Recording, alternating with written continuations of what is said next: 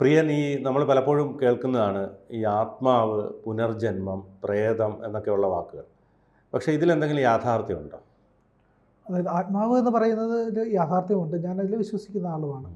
അത് കാരണം എന്ന് പറഞ്ഞു കഴിഞ്ഞാൽ അദ്വൈത പ്രകാരം, അതായത് ഇന്ത്യൻ സങ്കല്പ പ്രകാരം, സനാതനം പ്രകാരം, സനാതന ധർമ്മം അതിൽ സ്പെസിഫിക് ആയിട്ടാണ് അദ്വൈതം പറയുന്നത്. അത് പ്രകാരം കൃത്യമായിട്ട് പറയുന്നുണ്ട് എന്താണ് സ്ഥിരമെന്നും എന്താണ് അസ്ഥിരമെന്നും. സ്ഥിരമായിട്ടുള്ള ഒന്നിനെയാണ് ആത്മാവ് എന്ന് പറയുന്നത്. ആത്മാവ് എന്ന് പറയുന്നത് കഴിഞ്ഞാൽ അസ്ഥിരമാണ്, നാശമില്ലാത്തതാണ്. ഭഗവത്ഗീതയിൽ അതിനെപ്പറ്റി പറയുന്നുണ്ട്. ആത്മാവിനെ അസ്ത്രം കൊണ്ട് മുറിക്കാനോ ജലം കൊണ്ട് ഉണക്കാനോ അല്ലെങ്കിൽ ജലം കൊണ്ട് നനയ്ക്കാനോ കാറ്റ് കൊണ്ട് ഉണക്കാനോ സാധിക്കില്ല എന്നുള്ളത്. അതിനെ ഒരിക്കലും ഇല്ലാതാക്കാൻ, അഗ്നി കൊണ്ട് ദഹിപ്പിക്കാനും കഴിയില്ല. ശരീരത്തിന് മാത്രമാണ് നാശമുള്ളത്. അങ്ങനെ ഒരു ചോദ്യത്തിന് ഉത്തരമായിട്ട് പറയാൻ കഴിയുക ആത്മാവുണ്ട് എന്ന് തന്നെയാണ്. ഇനി പ്രേതം എന്നാണെങ്കിൽ പ്രേതം ഒരു വ്യവഹാര ഭാഷയാണ്. നമ്മൾ സാധാരണ ഗതിയിൽ ഉപയോഗിക്കുന്ന നിയമകാര്യങ്ങളിലെല്ലാം കൂടുതലായി പ്രയോഗിക്കുന്ന ഒരു വാക്കാണ്.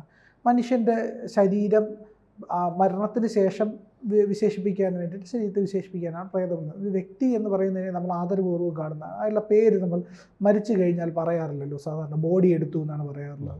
ഇപ്പോൾ പ്രിയൻ മരിച്ചു കഴിഞ്ഞാൽ പ്രിയനെ എടുത്തോ, പ്രിയനെ ദഹിപ്പിച്ചോ എന്ന് ചോദിക്കില്ല. ബോഡി എടുത്തോ, ബോഡി ദഹിപ്പിച്ചോ എന്ന് ചോദിക്കും. കാരണം മൃതദേഹമാണ്. അപ്പോൾ വ്യക്തി എന്ന് പറയുന്നതിനെ നമ്മൾ ശരീരാതീതമായിട്ടാണ് കാണുന്നത്. ഒരാളിലുള്ള വ്യക്തിത്വം എന്ന് പറയുന്നത്, ഇല്ലെങ്കിൽ ആ വ്യക്തിയിൽ പൂർണ്ണമായും ചേർന്നിരിക്കുന്ന രൂപമാണെങ്കിലും പക്ഷെ അതിനപ്പുറത്തേക്ക് അയാളുടെ ഉണ്മയാണ് മനുഷ്യനായി പരിഗണിക്കാറുള്ളത് നമ്മൾ.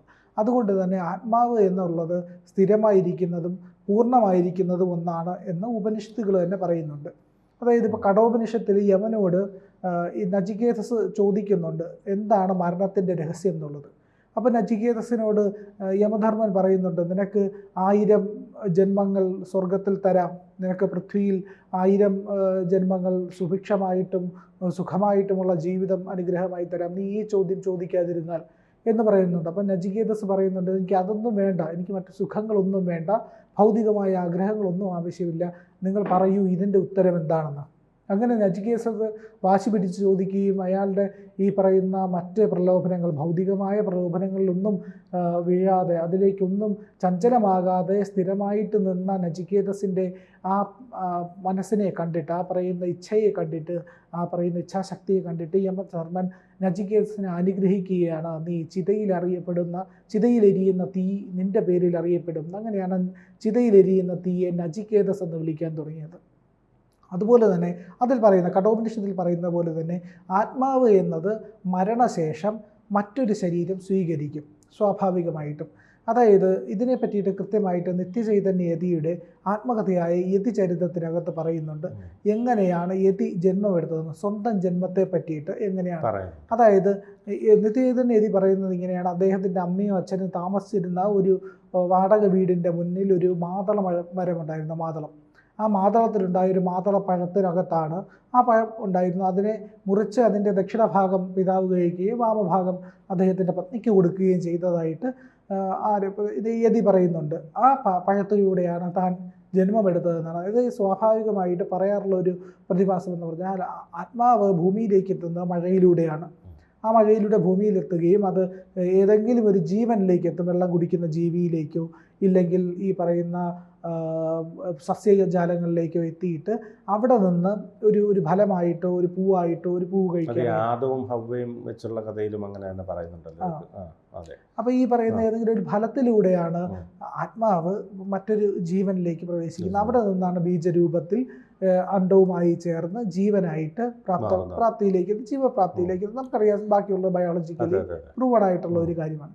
അപ്പോൾ ഇത് എന്നെ പറയുന്നത് ഇങ്ങനെയാണ്. അപ്പോൾ ആത്മാവ് എന്ന് പറയുന്നത് നിത്യവും സ്ഥിരവുമായിട്ടുള്ള ഒന്നാണ്, പൂർണ്ണ അതിനാണുള്ളത്. നമ്മൾ ശരീരബദ്ധമായിട്ടുള്ള ബോധത്തിലിരിക്കുന്നത് കൊണ്ടാണ് നമ്മൾ ആത്മാവാണെന്ന് തോന്നുന്നത്. കാരണം നമ്മളെപ്പോഴും പറയാറുള്ളത് എൻ്റെ ശരീരം, എൻ്റെ മനസ്സ്, എൻ്റെ ബുദ്ധി, എൻ്റെ ചിന്ത, എൻ്റെ കാഴ്ച, ഇതെല്ലാമായിട്ടാണല്ലോ നമ്മളെ വിശേഷിപ്പിക്കാറുള്ളത്. ഇതിനൊക്കെ അതീതമായിട്ടുള്ള ഒരു ഞാനുണ്ട് എന്നുള്ളതാണ്.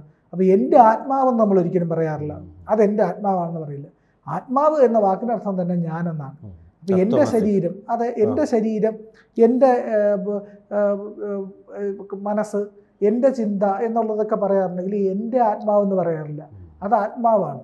ബ്രഹ്മാവ് നമ്മളെ ജനിപ്പിക്കുന്നു, അതിനുശേഷം മഹാവിഷ്ണു നമ്മളെ ജീവിപ്പിക്കുന്നു, ശിവൻ നമ്മുടെ മരണത്തിലേക്ക് കൊണ്ടുപോകുന്നു എന്നുള്ളതിൻ്റെ സങ്കല്പത്തിൻ്റെ എന്താ പറയുക? അതായത് അതങ്ങനെ ഒരു ദേവതാ സങ്കല്പത്തിനകത്ത് പറയുന്നതേ ഉള്ളൂ. പൂർണ്ണമായിട്ട് നമ്മൾ പരമാത്മാവിൽ നിന്ന് തന്നെയാണ് വരുന്നത്. അതായത് പരമാത്മാവ് എന്ന് പറയുന്നത് പൂർണ്ണ നിത്യ ചൈതന്യമായ ബ്രഹ്മമാണ്. ഇല്ലെങ്കിൽ ബ്രഹ്മത്തിന് അതീതമായി നിൽക്കുന്ന പൂർണ്ണ പരമാത്മാവിൽ വിലയം പ്രാപിച്ചിരിക്കുന്ന ബ്രഹ്മമാണ് നമ്മുടെ സൃഷ്ടിക്ക് കാരണം. സൃഷ്ടിയുടെ രഹസ്യം ഇതുവരെ ആർക്കും അറിയില്ല. എന്തിനാണ് സൃഷ്ടി ചെയ്യുന്നത് നമുക്കറിയില്ല. ഒരു ഗായകൻ എന്തിനാണ് പാട്ട് പാടുന്നത് എന്ന് ചോദിച്ചാൽ ആ ചോദ്യം പോലെയാണിത്. എന്തിനാണ് സൃഷ്ടി ചെയ്യുന്നത് ദൈവം? അത് സ്വാഭാവികമായി നടക്കുന്ന ഒരു പ്രക്രിയയാണ്.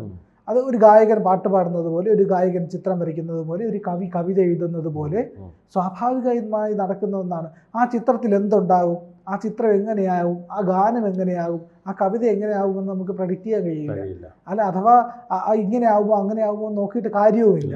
അതങ്ങനെയാണ്, സൃഷ്ടി അങ്ങനെയാണ്. ആ സൃഷ്ടിയിൽ നമ്മൾ എത്തിക്കഴിഞ്ഞാൽ നമ്മളെ സൃഷ്ടിയിലെത്തി, നമ്മൾ സൃഷ്ടിക്കപ്പെട്ടു എന്നുണ്ടെങ്കിൽ നമുക്ക് ചെയ്യാൻ കഴിയുന്ന കാര്യം എന്ന് പറഞ്ഞാൽ നന്നായി ജീവിക്കുക എന്നുള്ളതാണ്. സൃഷ്ടി ഉണ്ടായല്ലോ, അപ്പോൾ സൃഷ്ടിക്ക് ശേഷം ഒന്നുണ്ടാവും, നാശമുണ്ടാകും. ജനനം ജനിച്ചവന് മരണം ഉറപ്പാണ്.